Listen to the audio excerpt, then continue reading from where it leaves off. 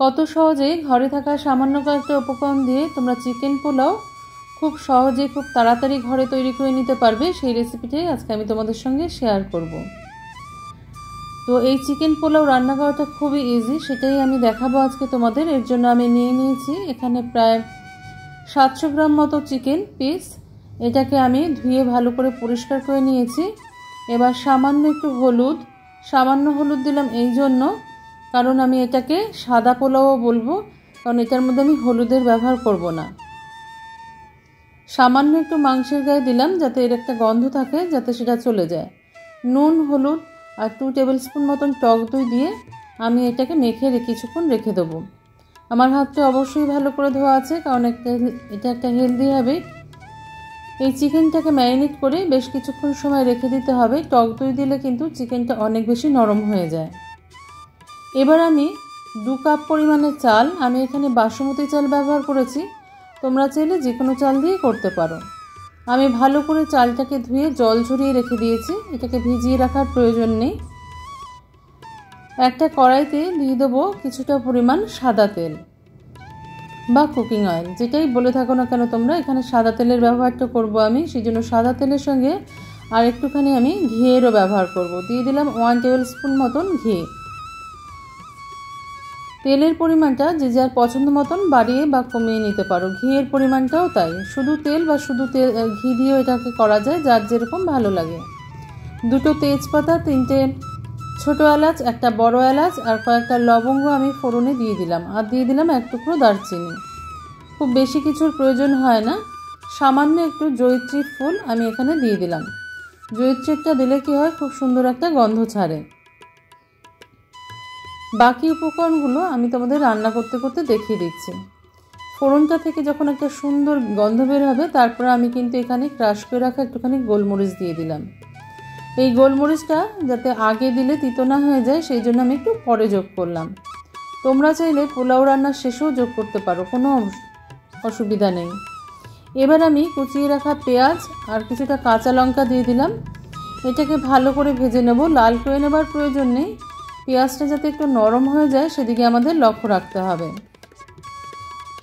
Welcome to my cooking channel Shatabdi's kitchen. Shatabdi's কিচেনে তোমাদের সবাইকে স্বাগত। নমস্কার বন্ধুরা, আমি শতাব্দী। তোমরা সবাই কেমন আছো? আশা করি সবাই ভালো আছো, সবাই সুস্থ আছো।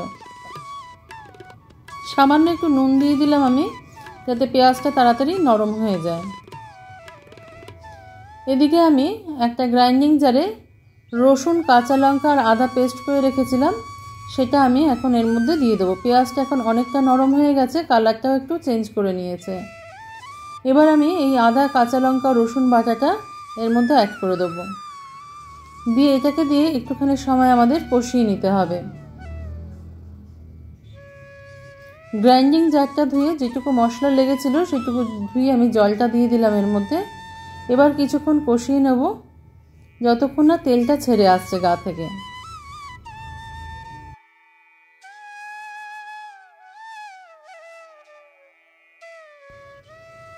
তেলটা দেখো অনেকটাই ছেড়ে এসছে গায়ের থেকে। এবার আমি এখানে অ্যাড করে দেবো একটু শুকনো লঙ্কার গুঁড়ো।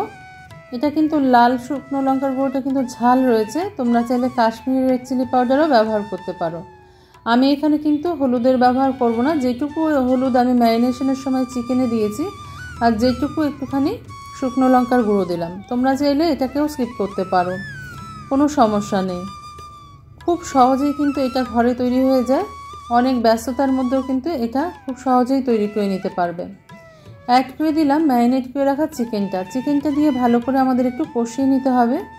তার আগে আমি ম্যারিনেট করে রাখা বাটিটা, যেটুকু ম্যারিনেশন লেগে আছে, ওটা ধুয়ে একটুখানি জল এর মধ্যে অ্যাড করে দেবো, তাতে মশলাটাও পুড়বে না আর মাংসটাও একটুখানি সিদ্ধ হয়ে যাবে।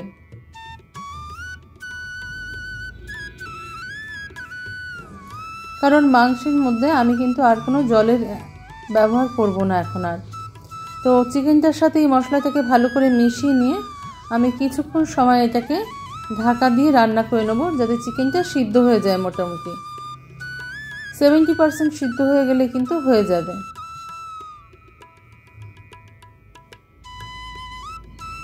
এবার আমি কিছুক্ষণ সময়ের জন্য ঢাকা দিয়ে দেবো, মিনিট 15 ঢাকা দিয়ে রাখলেই এরপরে খুলে আমি চেক করে নিলাম। দেখো চিকেনগুলো কিন্তু আমার সিদ্ধ হয়ে গেছে আর কিন্তু অনেকটা জলও ছেড়েছে। চিকেনটা সিদ্ধ যখন এরকম হয়ে আসবে তখন আমি এর মধ্যে অ্যাড করে দেবো জল ঝরিয়ে রাখা চালটা। আমি আবারও বললাম আমি এখানে বাসমতি চাল ব্যবহার করেছি, তোমরা চাইলে যে কোনো চাল ব্যবহার করতে পারো। চালটা দিয়ে আমি মাংসটার সঙ্গে ভালো করে কষিয়ে নেব। একটু খুব বেশিক্ষণ কষাবার প্রয়োজন নেই, কিছুক্ষণ সময় 5 থেকে 7 মিনিট একটু কষিয়ে নিলেই কিন্তু এটা আমাদের হয়ে যাবে। এর মধ্যে আমি আরেকটা পাত্রে কিন্তু এখানে 2 কাপ চালের জন্য 4 কাপ জল গরম করতে বসিয়ে দিয়েছি।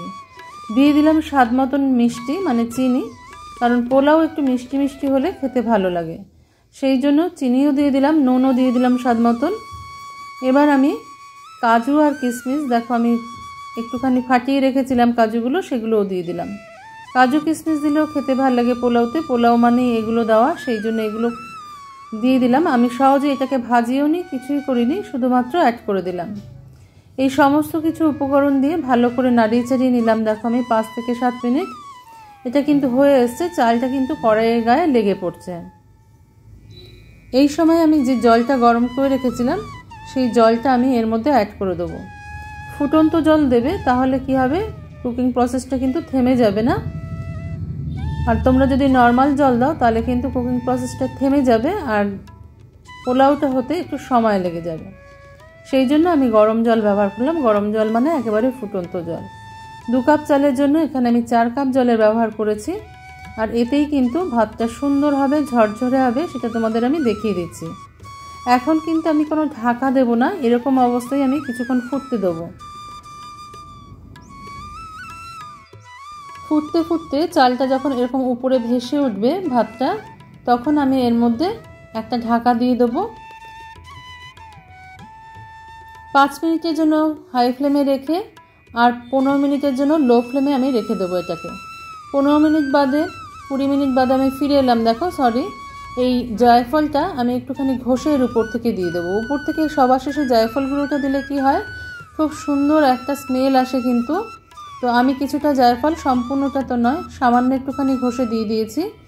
এবার চালটাকে একটু উল্টিয়ে পাল্টিয়ে মিশিয়ে নিলাম, খুব হালকা হাতে মিশিয়ে নেবে। এবার একটা আমি তাওয়া গরম করে নিয়েছি। দেখো এই তাওয়ায় কিন্তু লো ফ্লেমে আমি বেশ কিছুক্ষণ সময় এটাকে রেখে দেবো, প্রায় 15 মিনিটের মতন। এবার দেখো ভাতটা কিন্তু আমাদের রেডি হয়ে গেছে, আমি নামিয়ে নিয়েছি, তোমাদের দেখিয়ে দিচ্ছি ভাতটা কতটা ঝুরঝুরে হয়েছে। কেউ কিন্তু কারোর গায়ের সাথে লেগে যায়নি, আর এটা যত ঠান্ডা হবে তত বেশি ঝুরঝুরে হয়ে যাবে। আমি তোমাদেরকে এটাকে একটা থালায় সার্ভ করেও দেখিয়ে দিচ্ছি যে এটা কতটা ঝুরঝুরে হয়েছে। দেখে নাও তোমরা, চিকেনটাও কত সুন্দর সিদ্ধ হয়েছে, কেউ কারোর গায়ে কিন্তু লেগে যায়নি একটা চালও। তোমরা নিজেরা বাড়িতে তৈরি করলেই বুঝতে পারবে এটা কেমন খেতে হয়। আজকে এই রেসিপিটা ভালো লেগে থাকলে লাইক, শেয়ার, কমেন্ট, সাবস্ক্রাইব করার অনুরোধ রইল তোমাদের কাছে। আজকে তাহলে এই পর্যন্তই বন্ধুরা, দেখা হচ্ছে পরের দিন অন্য কোনো রেসিপি নিয়ে তোমাদের সঙ্গে। তোমরা সবাই ভালো থেকো, সুস্থ থেকো। আমি এটাকে সার্ভ করেছি রায়তার সাহায্যে, তোমরা যে কোনো কিছু সাহায্যে খেতে পারো। আমি একটা ভাতও দেখিয়ে দিলাম তোমাদের, নরম হয়েছে অথচ চিপচিপে হয়নি।